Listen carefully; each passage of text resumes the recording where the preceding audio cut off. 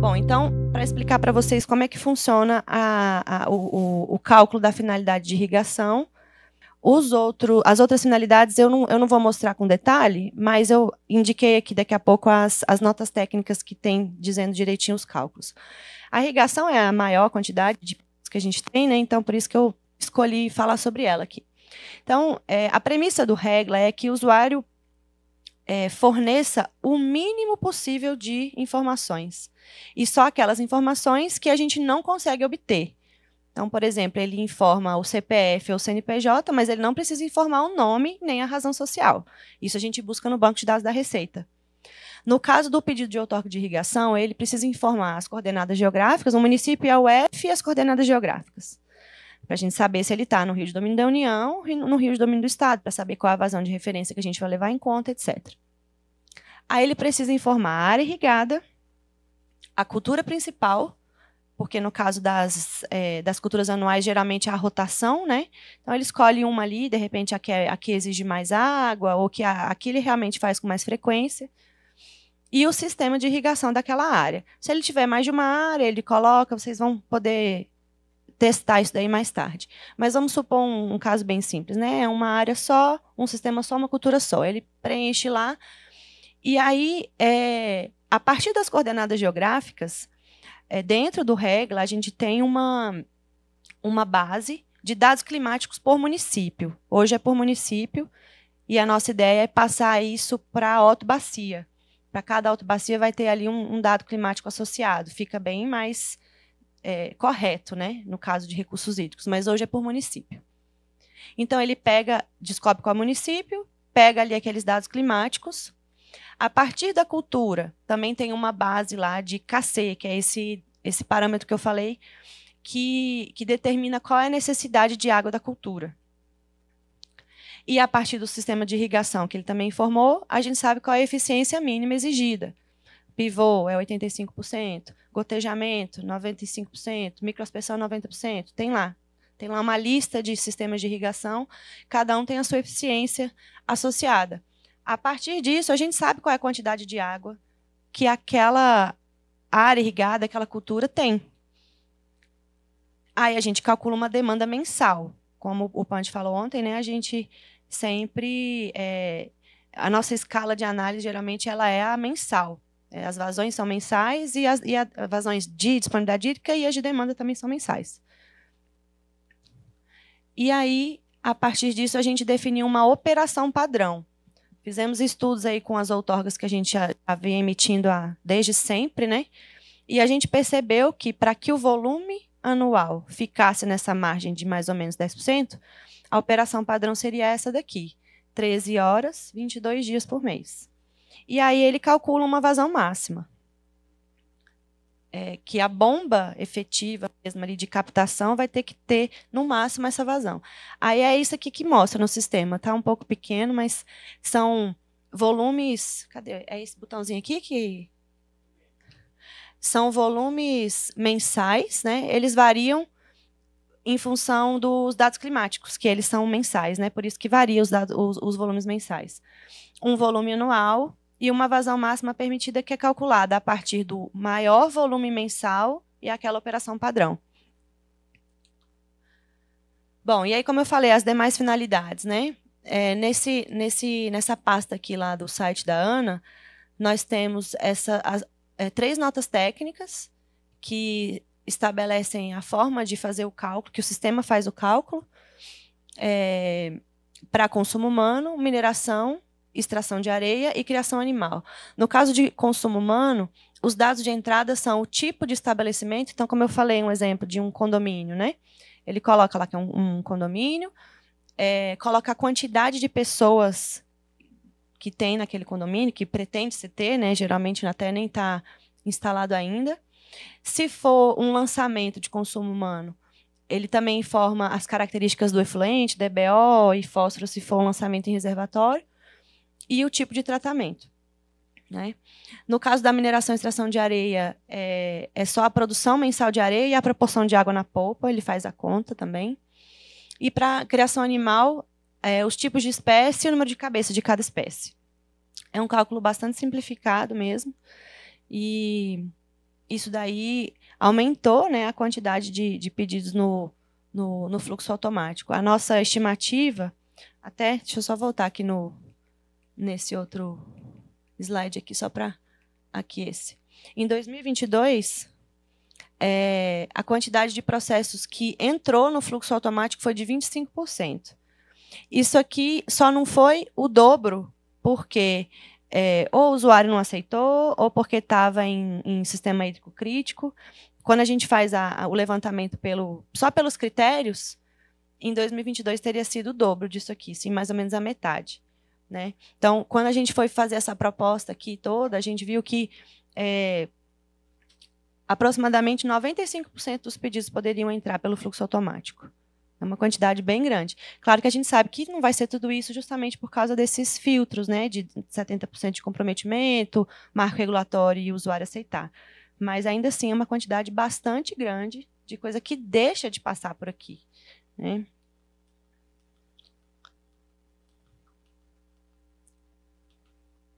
Bom, aí a segunda resolução é aquela 1938, né? Que são os procedimentos para pedidos de regularização e critérios para análise. Aqui eu fiz uma lista das resoluções que a gente está consolidando. Tudo bem que vai ficar tudo em uma só, é porque não era essa a proposta inicial, mas seriam essas aqui, né? Resoluções mais antigas que acabaram não entrando nessa consolidação de 2017, que é a que fala sobre rios fronteiriços e transfronteiriços. Vocês não têm esse problema, né? Que é só da ANA esse. A questão de publicação no Diário Oficial, a própria 1938, que já teve algumas alterações. Uma resolução que a gente tem de 2019 sobre terras indígenas, que vocês também não têm esse problema, que é só da ANA. E a questão do prazo para manifestação conclusiva. A gente já tinha um prazo de 90 dias, mas hoje, por exemplo, para a maioria das finalidades, o prazo é de 60 dias. Bom, então, para um usuário fazer um pedido de outorga na ANA, ele tem que entrar no portal do usuário de recursos hídricos, né?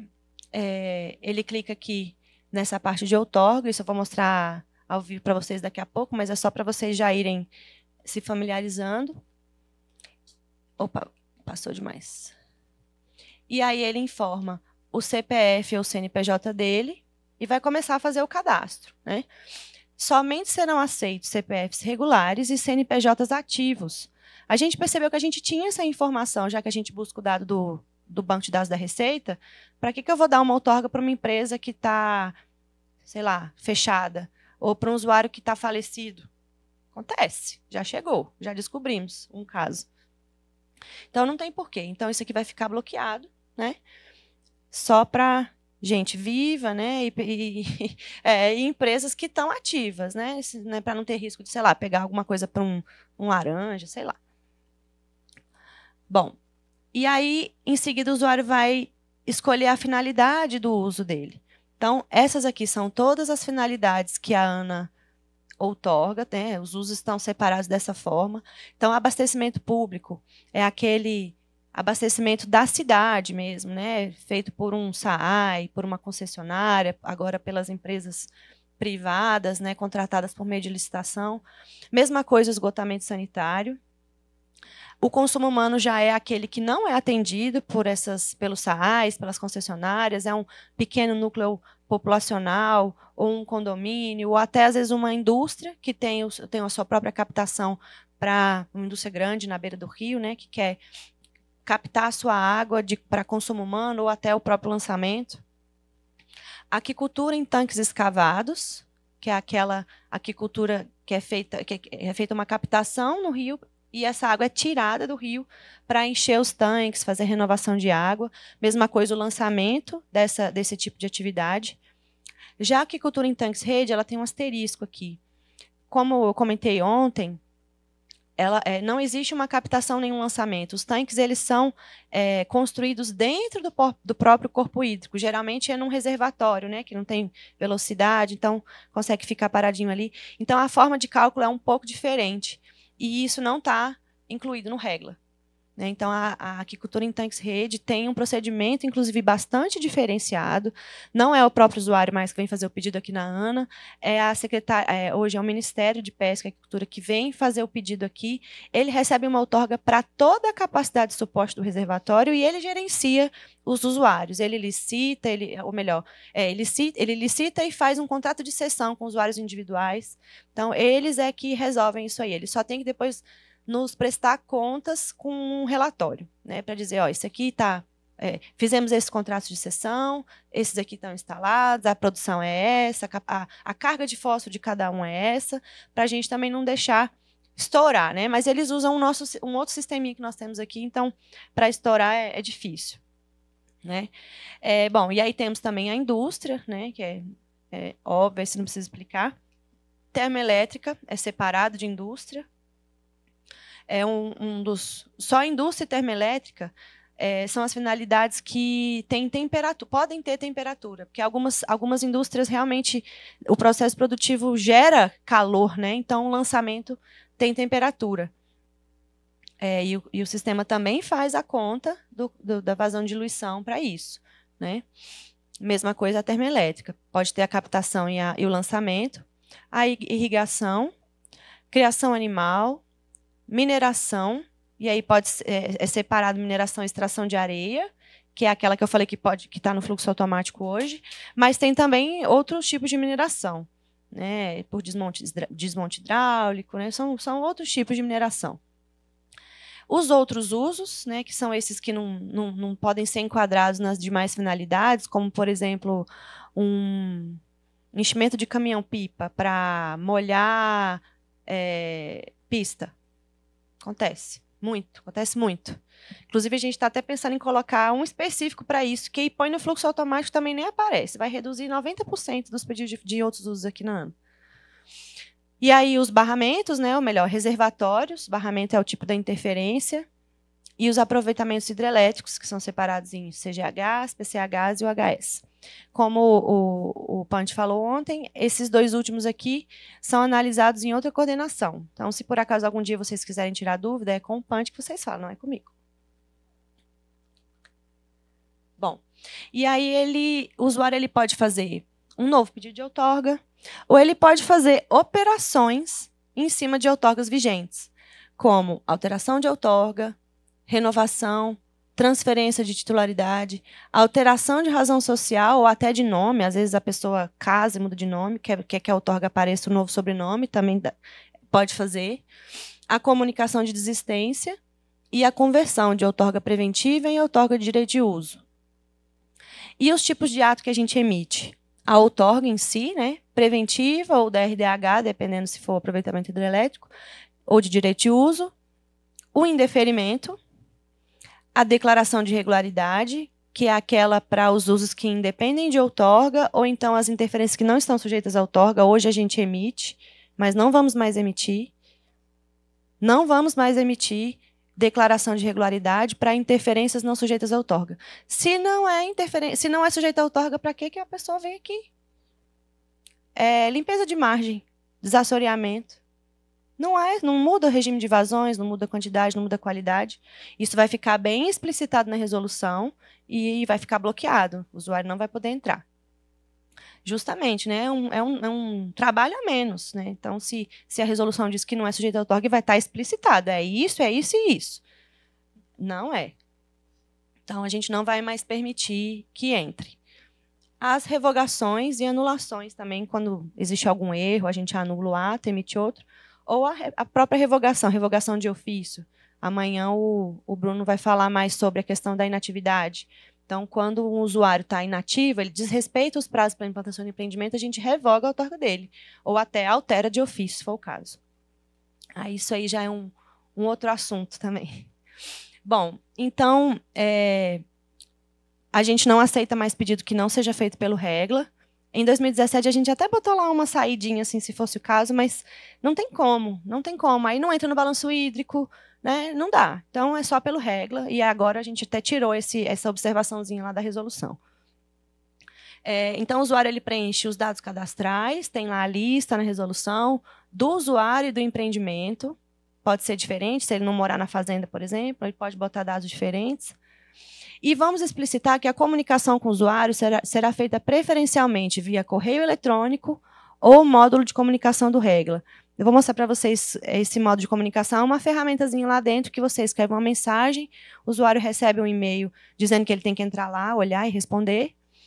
E isso aqui foi até um pedido da área de cobrança, porque às vezes a carta, o boleto não chegava pelo correio.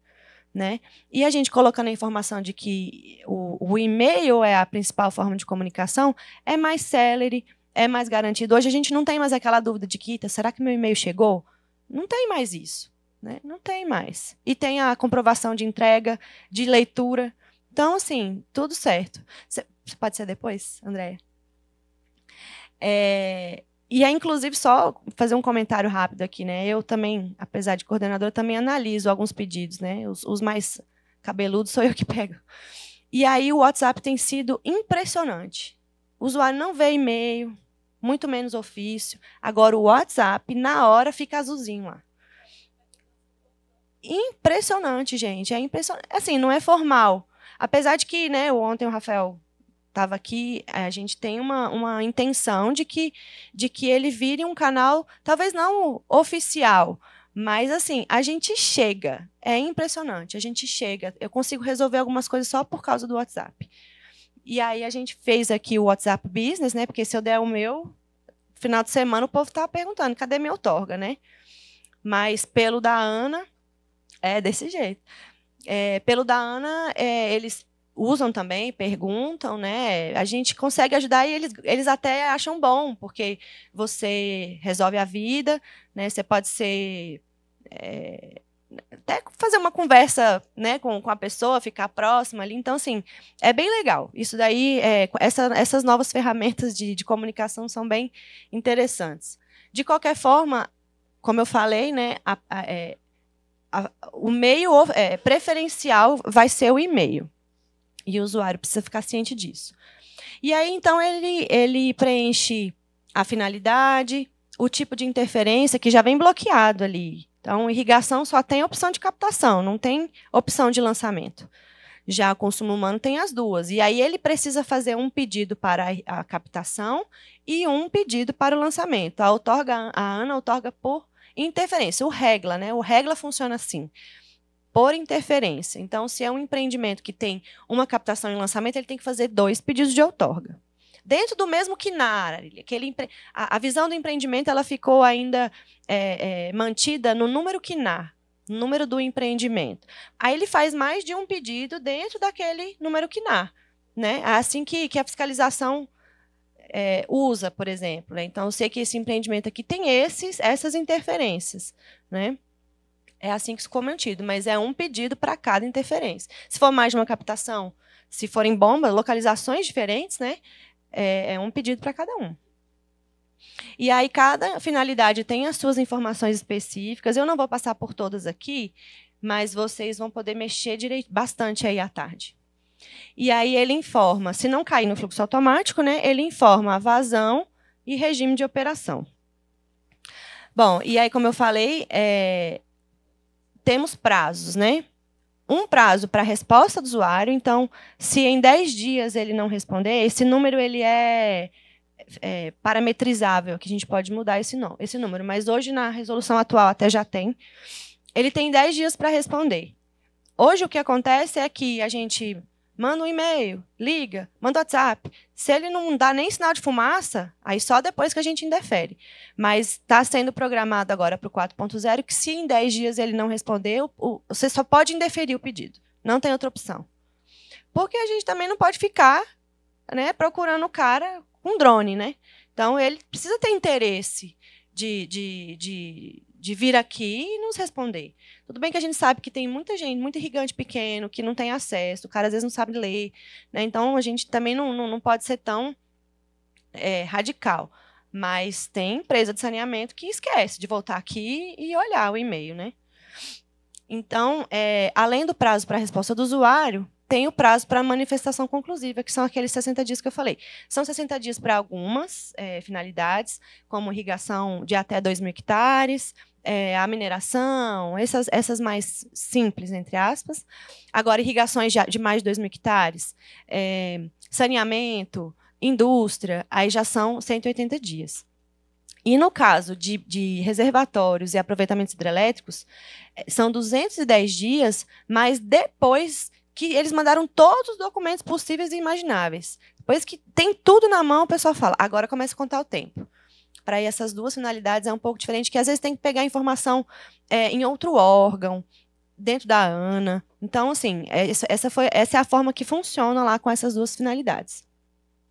Bom, essa resolução também mostra quais os critérios adotados para o balanço quantitativo. Isso aqui o Punch mostrou ontem, né? Então, para trechos de rio sem influência de reservatório de regularização, então a demanda de água é calculada a partir do somatório das demandas da bacia montante, normal, né? E a disponibilidade ou vazão de referência é a vazão natural com alta permanência no tempo, no nosso caso, que é 95, ou então alguma vazão definida em algum estudo técnico específico. Pode não ser a Q95, né? Mas, no geral, é. Agora, para reservatórios de aproveitamento hidrelétrico, a demanda é calculada a partir do somatório das demandas no reservatório e em toda a bacia montante, e a disponibilidade de água é também a vazão Q95, por aquela questão que ele explicou da operação, de ser despachado ou não, né? Então, para ser a favor da segurança, a gente usa a Q95 para aproveitamento hidrelétrico. Já reservatórios de regularização, a demanda de água é calculada a partir do somatório das demandas no reservatório e em toda a bacia montante e da vazão a ser mantida a jusante. E a disponibilidade de água é a vazão regularizada com garantia 95% ou a vazão definida como referência em estudo técnico também. Já os trechos de rio a jusante de reservatórios de regularização, então a demanda de água é calculada a partir das demandas a partir da barragem, né? Ou seja, na bacia incremental. Como o Punch falou ontem, a barragem ela zera, entre aspas, né? Então a gente conta só a partir dali. E a disponibilidade hídrica é a vazão mínima de efluente do reservatório somada à vazão natural incremental, que é 95. Essa resolução também mostra aquela questão da escala temporal de referência para o somatório das demandas. Também foi uma coisa que o Punch falou ontem. Então, para bacias pequenas, que nós consideramos até 10.000 km², o que consideramos é a vazão instantânea, a escala temporal de análise. Então, é a vazão da bomba que importa, resumindo, né? Já para uma bacia média, entre 10.000 km² e 50.000, utilizamos a vazão diária. A partir de 50.000 km², a mensal, reservatórios de regularização grandes, né, como ele explicou, na maioria deles anual, e reservatórios a fio d'água a mensal também.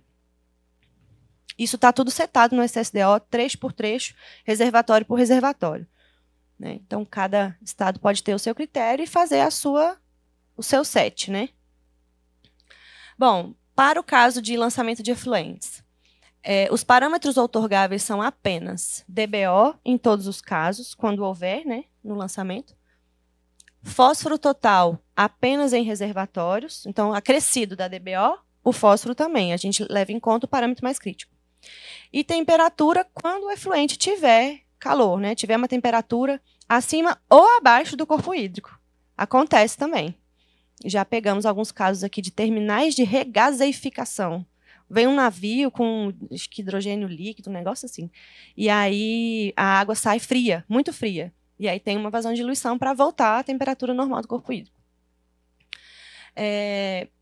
Quanto aos demais parâmetros, a gente não olha, né? Então, e a gente entende que isso faz parte do licenciamento ambiental. A resolução do CONAMA tem lá uma listagem, tem lá limites, e aí o usuário precisa respeitar aquilo ali. Para fins de vazão de diluição e controle do balanço quantitativo e qualitativo, são só esses parâmetros que a ANA outorga. E aí serão consideradas a concentração média do parâmetro de qualidade. Então, a gente sabe que tem picos, né, para baixo, para cima, mas para fins de cálculo, a gente considera a vazão, ou a concentração média. Tem os dois campos lá no sistema, depois vocês vão ver.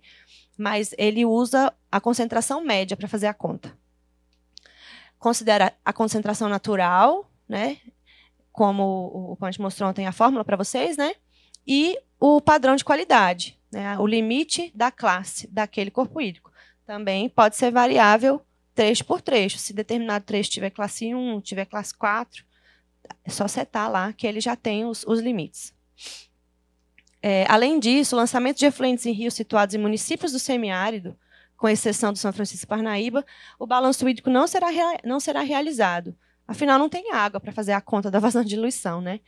Então, a gente sabe que alguns municípios lançam efluentes em rios intermitentes, que não tem outro jeito, né? A cidade está ali, o esgoto está ali, tem que ir para algum lugar. A gente repetiu aqui, replicou a definição do CONAMA, que é que deve ter um sistema de tratamento com eficiência de remoção mínima de 60%. É o que a gente faz aqui também. Outorga, mas sem fazer conta de balanço hídrico. Essa resolução também traz os prazos de validade. Eles variam em função da finalidade e do porte do empreendimento. A grande maioria tem 10 anos, irrigação, mineração, criação animal, consumo humano.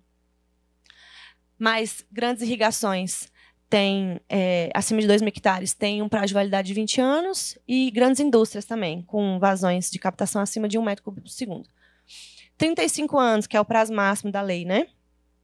Para serviços de saneamento que não são concessionárias, então, quando tem a própria prefeitura ou SAI, a gente outorga com 35 anos. Reservatórios, essas outorgas de tanques-rede para o Ministério da Pesca e Aquicultura também saem com 35 anos. Quando há concessão, a gente usa o prazo da concessão, seja saneamento, se não me engano, para aproveitamento hidrelétrico também. Os usos insignificantes não têm prazo de validade. A gente ia até colocar, mas a gente não colocou agora, senão a gente ia ter que fazer consulta pública, e a ideia dessa alteração aqui é só essa consolidação sem impacto para o usuário. Sem impacto negativo, né? Porque nesse caso aqui o usuário teria que voltar a ano depois que o prazo acabasse. Como são pequenos, a gente acha que não vale a pena. Esses prazos eles podem ser reduzidos por motivos técnicos, né? Então, por exemplo, um sistema de abastecimento que tem uma perda altíssima. A gente tenta ver, escuta, tem estudo de redução de perdas, o que vocês estão fazendo e tal. Monitora, às vezes nem monitora, forma lá um valor maluco. Aí a gente reduz o prazo. Vocês vão voltar aqui antes e tem uma condicionante que tem que reduzir ou que tem que monitorar, dependendo da situação. Então, em alguns casos, a gente reduz esse prazo, apesar de não ser desejável que o usuário volte aqui com uma frequência alta, né? A gente quer que ele volte aqui daqui a um tempão. Tem tanta coisa para fazer, a outorga é um instrumento de longo prazo, né? Agora, tem casos que a gente precisa olhar com mais calma, ele está ali com a rédea mais curta para acompanhar, se for uma bacia crítica, coisas desse tipo, né? Isso tudo é levado em conta. Incluímos também nessa resolução regras para recursos administrativos. Como eu falei, as coisas estão ficando mais complicadas, né? Bacias críticas com judicialização, coisas assim. Então, às vezes, um indeferimento, né, o usuário quer fazer um recurso ou uma revogação de ofício, como eu falei. Então, a gente está colocando aqui na resolução critérios específicos. Eles estão muito baseados na lei de processo administrativo, que é essa 9784, mas a gente só aplicou aqui a situação da ANA quanto à questão das instâncias deliberativas, porque aqui a gente tem 3, né?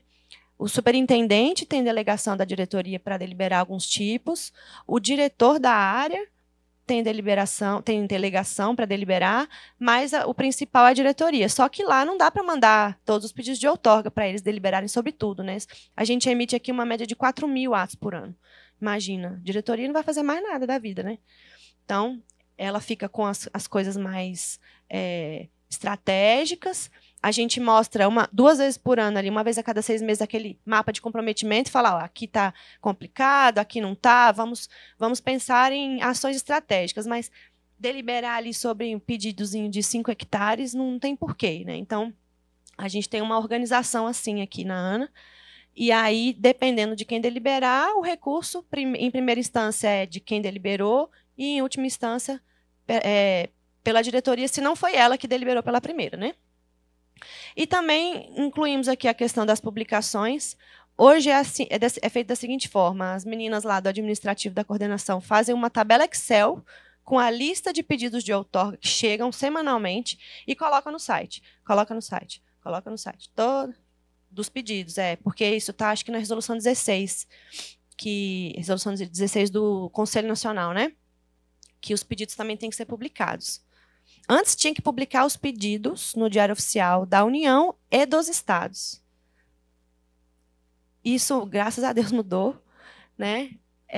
E a ideia é que isso vá automaticamente para o site, né? Não tem por que ficar alimentando planilha Excel. Então, a ideia é essa. Tanto os pedidos quanto os atos. Os atos hoje é feito da seguinte forma. Quando a gente finaliza no Regla, tem um publicadorzinho lá que o pessoal alimenta com o número do documento e pelo menos ele já busca todas as informações e já mostra lá no site da Ana. O PDF, o número do documento, a página do Diário Oficial da União, isso tudo vai pelo menos um pouco mais automático, mas ainda tem uma fase manual que a gente pretende eliminar. Essas outorgas que vão ser emitidas instantaneamente, não tem como, né? Não vai dar tempo da pessoa fazer isso antes, né? Então, o sistema vai ter que se comunicar automaticamente com o site para se publicar. E aí, aquelas que forem emitidas instantaneamente, também não dá para publicar no Diário Oficial da União. Então, a gente fez essa consulta prévia à Procuradoria e ela entendeu que, né, obviamente, por questão de bom senso, não tem como publicar no Diário Oficial da União a outorga emitida instantaneamente. Então, essas vão ser feitas só a publicidade que eles falam vai ser feita só no site, que hoje em dia é uma coisa completamente aceitável que uma coisa seja publicada no site. Quem olha Diário Oficial da União aqui? É uma questão meramente formal, né? Então, tudo bem, se a lei diz, vamos fazer, mas vamos fazer para o que dá para fazer, que são essas outorgas que vão ser emitidas manualmente.